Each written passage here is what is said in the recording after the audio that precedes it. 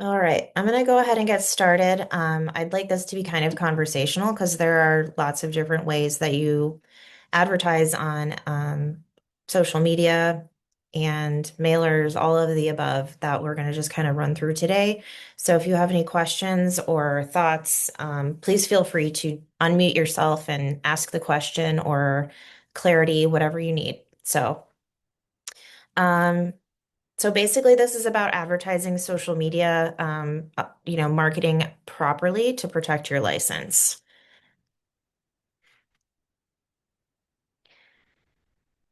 So a lot of times this will happen when people will post before verifying something. A lot of people will forget brokerage identifications, make claims they cannot prove, or just kind of talk generally on social media as if the regulators are not able to see what you're posting. So because you are a real estate agent, anything that you post is obviously going to be public and people can see it. Therefore, you want to make sure that you're posting very carefully, especially when it comes to real estate. So, we're going to go through just different examples of that today. Um, and again, please let me know if you have questions as we go through it. So one of the main things people forget is that you need to have brokerage identification on any type of advertisement. So if you're posting on Instagram, Facebook, you're making a property reel, whatever it might be, you can have your own personal branding on those, but you also want to make sure that you have a Keller Williams noted on there somewhere as well.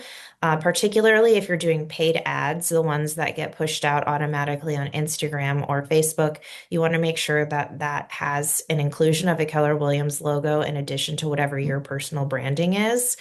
Um, a lot of people, will use like a team logo or something like that. Again, you want to make sure that even if that team logo is on there, it also does have Keller Williams on there, because you are not a brokerage in yourself. You are working for a brokerage, and it's important to identify the brokerage on any kind of posting that you have.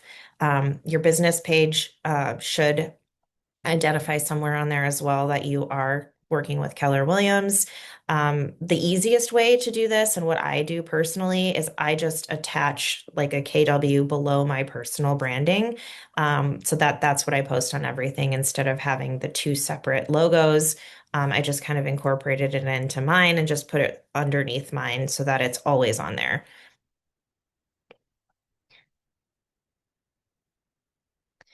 Um, a lot of people forget to post brokerage identification on like if they're doing a tour of a house, if you're walking through giving details, you want look at this, look at that, all of that stuff. Again, you should be saying, hi, I'm Ashley Meyer with Keller Williams, and we're going to take a look at 123 Main Street today. Let's head inside or whatever it might be. um, and then any kind of like listing sneak peeks, things like that, which usually are video related. Those are things that people often forget to identify brand on, brokerage on. So just a reminder just to do that every time you're posting. The other thing that we run across is truthful representation. So you want to be careful what you're saying. So one of the examples are things like, this one won't last, or this is perfect for Airbnb. Well, if you haven't checked the zoning confirmation that Airbnb could actually happen there, that could be um, looked at as false, misleading, or deceptive information. So you want to be careful when you're saying things like that, whether it be written in MLS as your marketing language there, or on social media. So it would be a lot of this can be avoided by just saying factual things like, there is short-term rental potential subject to municipal rules, or it's located in Bayview near parks and cafes, things like that, where it's just like, here are the facts, things that have already been verified, stuff like that, that you just want to be careful about what you're saying and putting out there publicly. Um,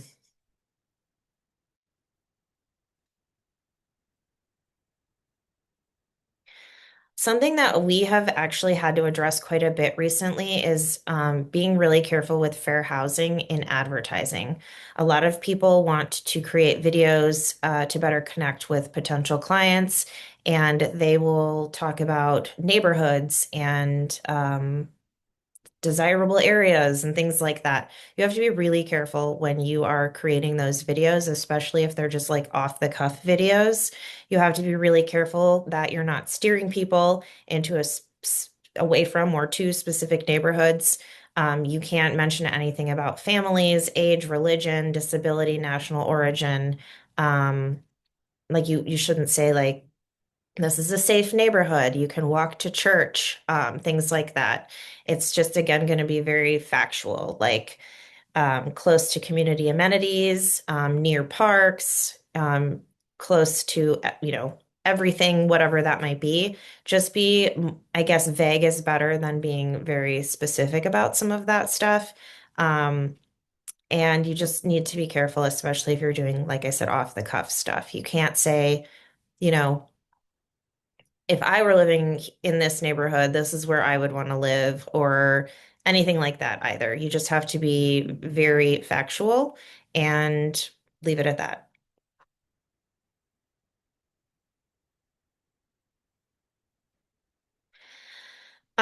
Anytime you're posting, you need to make sure that you have authorization to post.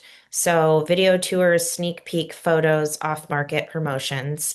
So, if you are the listing agent and you have an off-market property, you need to make sure you have in writing somewhere authorization from the seller to promote the listing. Even if it's off-market or something like that, there needs to be something just for your protection that they are agreeing to you throwing out there the potential for the sale of their home. Um, Video tours and things that a lot of times people are doing a showing or they schedule a showing to go through and post on their social media a tour of the house. You want to be very careful doing that and getting permission from the listing agent to do things like that. We don't know what they've agreed to in terms of um, marketing in their contract with the brokerage, and some brokerages do prohibit allowing people to come through and take photos or video their listings. So it's very important that you make sure before you post any of that stuff online that you get the all clear from the other agent or their brokerage. This also applies if you have, let's say you have an accepted offer on a house or something like that, and you want to go, oh, I have an accepted offer on this house. You post the picture online. You need to get explicit clearance from that agent to post that photo. So these are all things that seem harmless but can create big issues down the line. So just reminders on some of those things. Um, Best case is having just something in writing, like, hey, is it okay if I post a online tour of this place? Yes, that's fine. You have a text message in writing saying that you've asked for permission and you've gotten permission. It can be as simple as that with the other agent. If you can't prove something, just don't advertise it. You never want to guarantee anything. Um, a lot of people, so school choice is a big thing.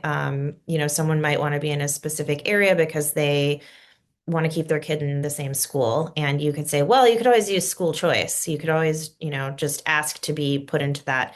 Um, you should never say like, it shouldn't be a problem to get into school choice. It shouldn't be this. I mean, these are all things that we can't prove or guarantee for somebody.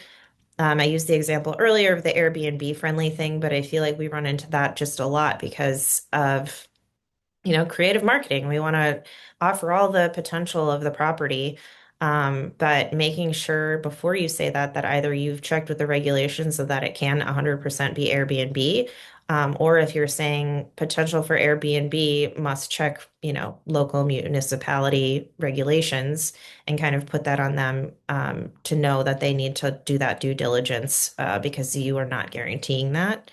Other things like number one agent, most homes sold, things like that, all things that if you can't prove it, don't advertise it.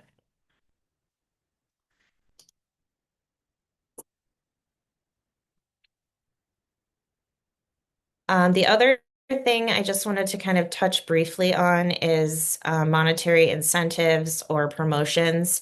So some people will say that they want to offer a gift certificate or something like that um, for, I don't know, sharing a listing online or something like that. You just need to make sure that you are offering that up to, you have to be very clear on the advertising on that everybody is able to win the prize. And it's just it can get a little hairy, so I don't necessarily recommend offering things like that. But just be careful that you're not excluding any particular person from the ability to win something like that. Um, I'm just trying to, there's a couple different options I'm kind of rolling through here that I just want to make sure I'm touching on. Um,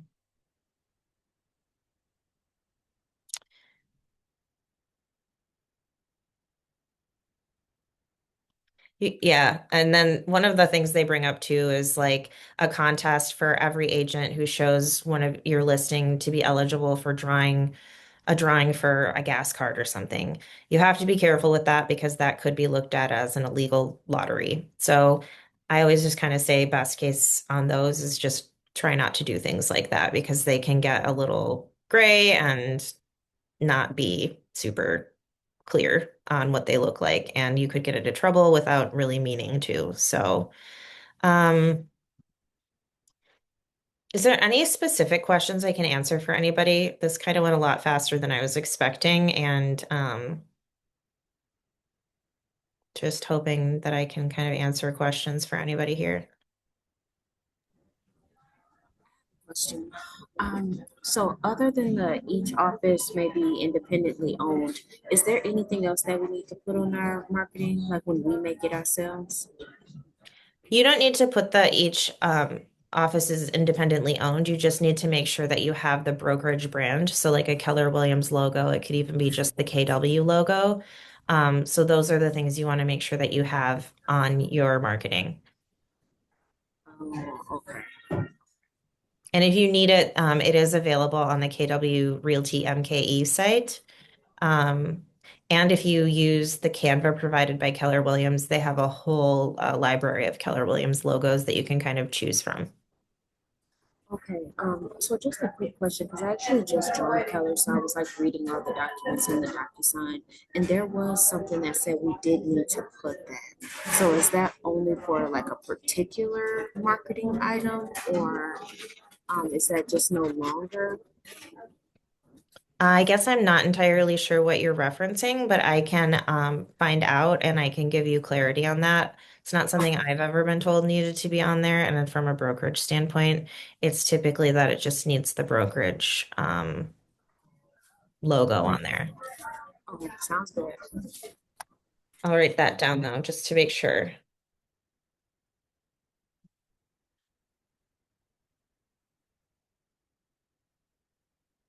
Okay. Well, this was a fast one. Then Sherry, do you have a question? I do. Um, Okay. I was going to ask you, and I tuned in like a couple minutes late, but hmm my question is to you is if we do a display of like say our signage, our sign-in forms, our pens, our pencils, and or whatever, and we have our business cards with our name on it, with Keller Williams on it, is that enough as we're advertising, or should we do the Keller Williams reference in a bigger way? Do you know what I mean? Like if I were to take a picture and say, "Oh, come out and I'm hosting an open at 123 um, Property Lane," and then as part of my advertising, I show my setup like with treats and a flower arrangement and my business cards and whatever. And if Yeah. people were to zone in, they'd see that. Or do I Mhm. need to make it in a bigger way as I'm advertising and say, hey, I'm happy to work with Keller Williams. I'm at 123 Property Lane. You know what I mean? Like, how specific do we need to reference Keller Williams? It just needs to be somewhere. So as long as Okay. you have like the cards, the sign out front might say Keller Williams, things like that. that's Okay. fine. It's just a matter of like that it's somewhere. It can't just be like, hi, it's Sherry Realty and that's it. Oh, Um, you just need to make it be known that you are affiliated with the brokerage Keller Williams. okay. Perfect. I wasn't doing that, but I will now. I No wasn't. problem. I didn't realize that most things I was doing correctly. So thank you for addressing that. Yeah, no problem. And it's obviously common enough that we just wanted to bring it up. So it's not anything, and it's rare to get in trouble for something like that, but heaven forbid, you be the one person who gets called out on it. So it's just a matter of just um, being more aware, especially with social media. I mean, the rules were so much clearer before social media happened because it was just you had to print the advertisement and stuff like that. So there were layers of protection that you had, people looking it over. Where social media is great because it does allow you the ability to post anything that you need to in quick order and kind of in your own voice.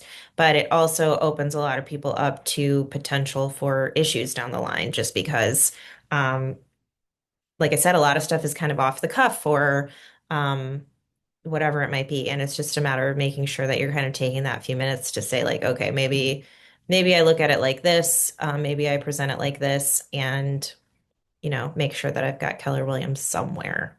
So, all right. Well, I'll let you guys get back to the day. Thank you for coming.